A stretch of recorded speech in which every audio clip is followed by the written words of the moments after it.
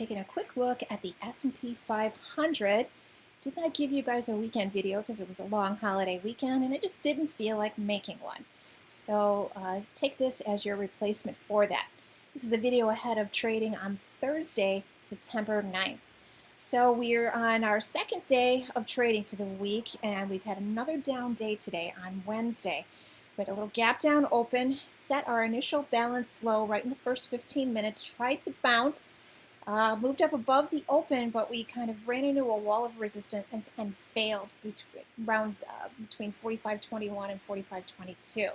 45.22 and change was the August close, and then last Friday's low was 45.21, and we just kind of rolled over and failed there and sold off right down to this 44.93 handle. Our low of the day and new low for the month of September, 44.93.95, versus this kind of oddball halfway back that I've left out on the roadmap for some extra time just to see if it becomes of any value. And sure enough, it really did mark our low for today.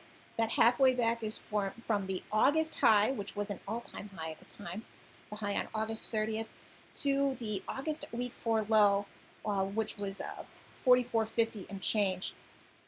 That was our first breakout over that 44.50 level that held. We gapped up open on the 44.50 mark that week, and that was the low for the week, and we just gapped up and went after we had spent so much time trying to break through 44.50. So I thought this might be worth keeping on the chart, and sure enough, it was.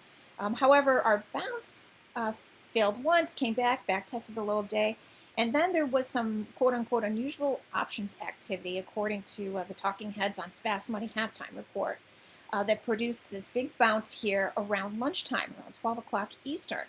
However, all the bounces kind of came up here and failed below the 10-day simple moving average, which was at about 45.16.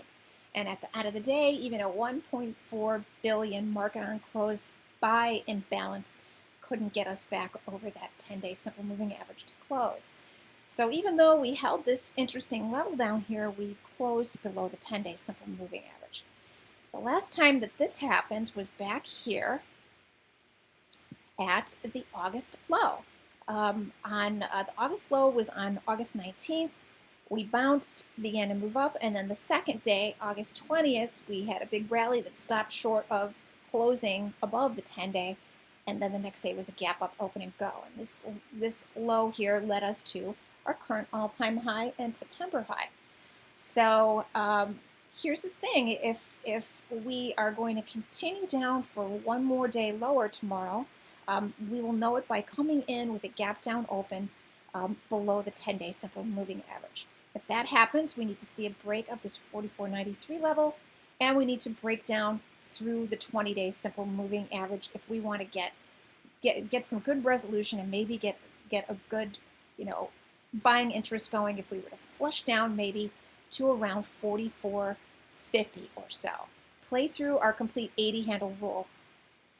The total halfway back point for the month of August from the August low to that August 30th high is 44.52 and change. And here is where that gap up open for August week 4 occurred. So maybe we are heading back down here, and this was just a pit stop here at the halfway back point that relates to this 44.50 level and gap support. So that would be interesting. I would certainly be very interested in buying some calls from down here. And depending on what part of the day it happens tomorrow, I'd probably start going out to the monthly expiration. We also get tomorrow night, when futures reopen to trade overnight into Friday, we'll be trading with a new ES contract symbol for the front month. We'll be using the December contract. Now, the September contract will still be out there and available to trade, but it's the final week, and all the big boys have pretty much gotten out of it, and they're into the December contract. Usually by Friday, before the end of the day, they will be in it.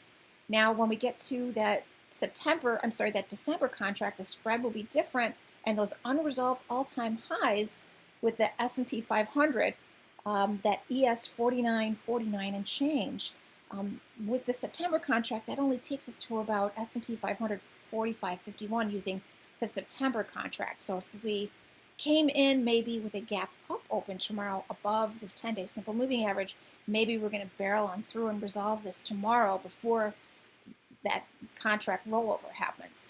But if it waits until Friday or later, the spread will be bigger, and we'll be looking at the December contract and trying to pull that up to 49.49, and then S&P will rise much higher because there'll be a bigger spread with a brand new contract.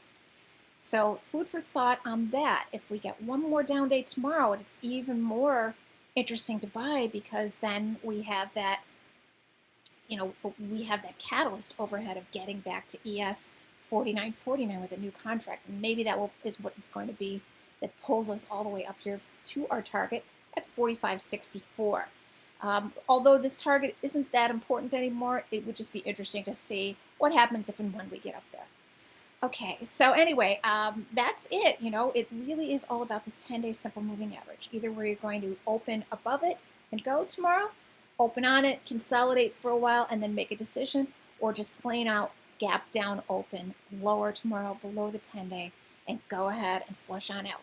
There is a chance that all we do is come down to around the 20-day and maybe take a little look below it. Maybe all we're going to do is look at this, go to the 80 handle rule at 44.80 or so, and we do have another halfway back right here that we could reverse on. If that's all that we're going to get out of it, so be it. Maybe maybe that's good enough, but it would be real nice to see this 20-day break and get that little extra push lower, and maybe try and reverse around the 44.50 handle. Okay, that's it. Hope this video helped you out, gave you a good idea of what's going on. As always, good luck and good trading.